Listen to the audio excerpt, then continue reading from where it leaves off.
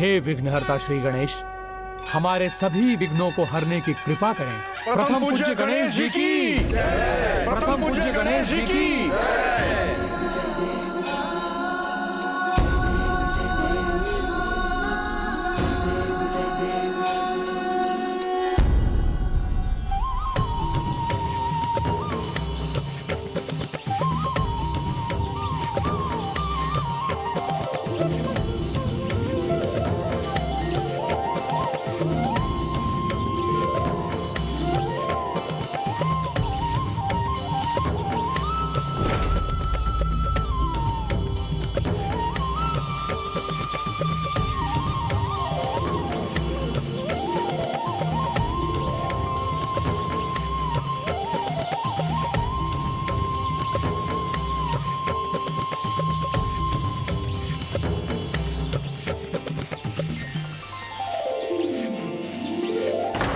अपनी सेना के लिए दुर्ग का निर्माण कर रहे हैं तुच्छ देवता।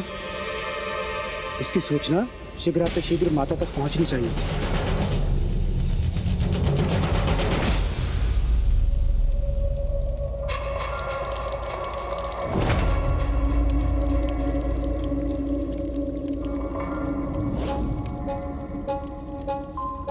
स्वामी, बड़े दिनों बाद आपके चरण अभिषेक करने का सौभाग्य प्राप्त हुआ है। मैं तो धन्य हो गई। ऐसा सेवा भाव मात्र दिखावा कैसे हो सकता है? कदाचित इसका वास्तव में हृदय परिवर्तन हुआ है। स्वामी, आपके चरण पहुंचने का सुख पाकर तो मैं और भी अधिक आनंदित हूँ। आपने यहाँ आकर मुझे धन्य कर दिया। अब तो इसका पान करना ही शेष है। स्वामी, अनुमति दीजिए। नहीं सुरासई, इसकी आवश्यकता नहीं है। आवश्यकता है प्रभु। आपके चरणामृत से ही मैं अपने अंतर में शेष बुराइयों पर विजय पा सकती हूँ। स्वामी, आप चाहते हैं ना कि मैं युद्ध में सफल हूँ, विजय हूँ।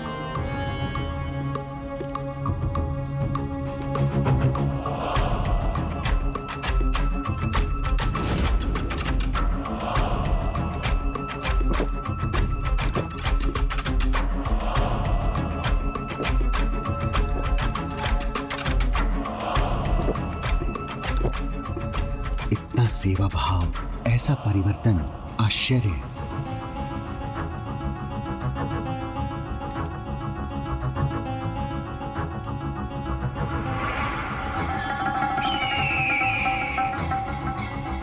विश्वास कीजिए, आपकी अर्धांगिनी सचमुच अपनी बुराइयों को पराजित करना चाहती है। आशीष दीजिए मुझे, मेरे जो भी शत्रु शेष हैं, मैं उन पर विजय पा सकूं। अवश्य। विजयी भव, विजयी भव, विजयी भव, विजयी भव।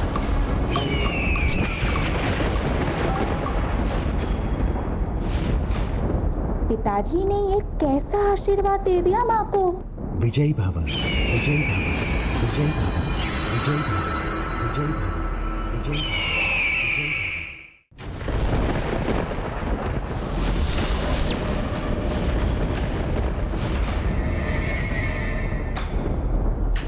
विजयी भव, विजयी भव।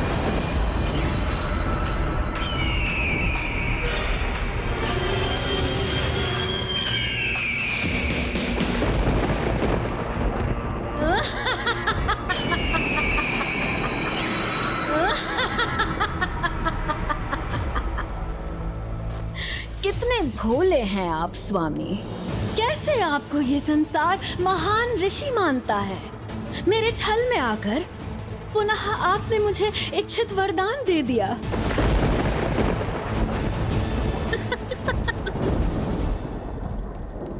तो ये सब मेरी आओ भगत, मेरी सेवा, मेरी चरणामृत का पान करना, ये सब ढोंग था तुम्हारा? ढोंग नहीं पतिदेव, ये तो माया की माया है। देखिए, ये जल अभी भी यही है।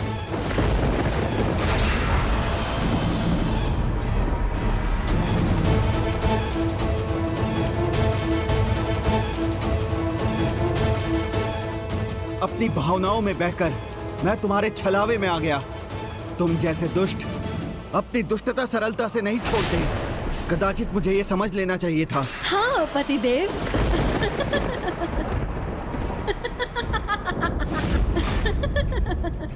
आपको अवश्य समझ लेना चाहिए था पतिदेव। जिसने आज तक आपकी नहीं सुनी वो अब क्या सुनेगी। सुरासई जो चाहती है वो पाकर रहती है। जैसे आज आपसे आशीर्वाद पा लिया, बस अब और स्वांग मुझसे नहीं होता। मेरे किसी भी कार्य में हस्तक्षेप मत करना, ये चेतावनी है मेरी। अन्यथा मृतक असुरों को पुनर्जीवित करना सबसे बड़ी भूल होगी तुम्हारी, क्योंकि ऐसा होते ही वो तुम्हारे ही विरुद्ध हो जाएंगे। और इतना ही नहीं, परम ब्रह्म स्वामी कार्तिकेय से युद्ध कर तुम अपने वंश का सर्वनाश निश्चित कर रही हो। मेरे वंश का नाश होता है तो हो जाने दो। मेरी महत्वाकांक्षा के समक्ष सब तुच्छ है। यही तो मेरी महत्वाकांक्षा रूपी यज्ञ की समिधा मात्र है। इनकी आहुति ही मुझे सफल बनाएगी। जिसके भीतर न ममता है, न त्याग, न अपनी संतान के प्रति कोई स्नेह, ऐसी माता को माता से और क्या अपेक्षा की जा सकती है। तुम अपनी स्वार्थ पूर्ति के लिए किसी का भी प्रयोग कर सकती हो। सत्य कहा आपने पतिदेव। प्रयोग करना ही मेरी प्रवृत्ति है। पिता की मृत्यु का प्रयोग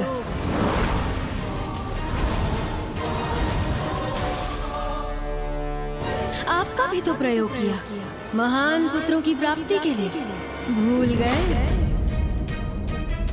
किस तरह सेवा का नाटक करके मैंने आपको प्रभावित किया, जिससे आप मुझसे विवाह कर सकें।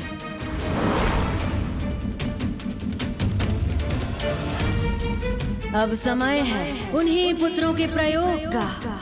मुझे स्वयं के साम्राज्य का विस्तार करना है, और उसके लिए मैं किसी की भी आहुति दे सकती हूँ, चाहे वो मेरे पुत्र हो या पुत्र के पुत्र।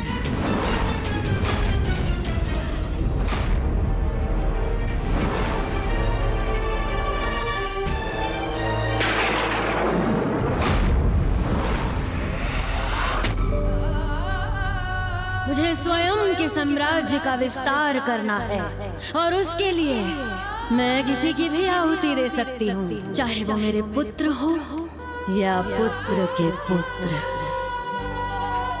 तो ये है माँ की वास्तविकता।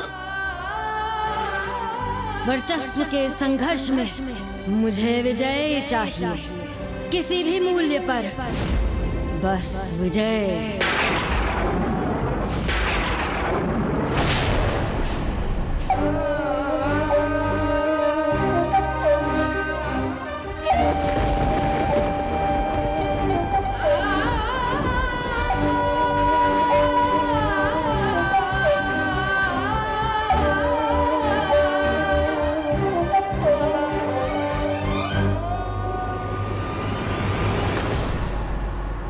जो व्यक्ति प्रकृति के नियमों की अवहेलना कर उनके विरुद्ध कार्य करता है, वो अपने ही अनिष्ट का मार्ग प्रशस्त करता है।